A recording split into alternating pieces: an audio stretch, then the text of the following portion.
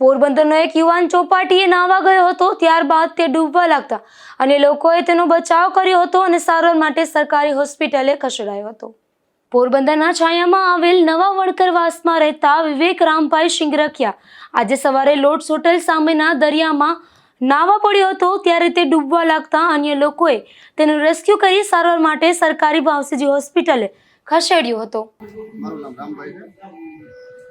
વિવેક મારો છોકરો છે ને આજે રવિવારની રજા હતી તો ક્રિકેટ રમવા બને ગયો તો, પણ પછી નાવા છોકરા બધા ગયા અને ચાલો નાવા જઈએ ને વેર આવી એમાં પડી ગયો તો પાણી પી ગયો ને 2 વર્ષ જેવો થઈ ગયો।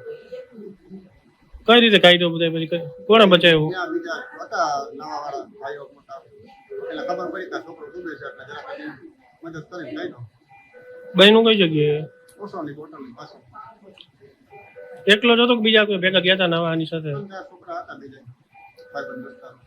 હાલ દરિયો જોખમી હોવાથી શિખાઉ તરવૈયાઓ માટે જોખમી છે, ત્યારે તંત્રએ અહીં બોર્ડ મૂકી તરવાની મનાઈ ફરમાવવી જોઈએ તેવી માંગ ઉઠી છે। નિપુલ પોપટ સાથે અશોક તાનકી, ગુજરાત ન્યૂઝ, પોરબંદર।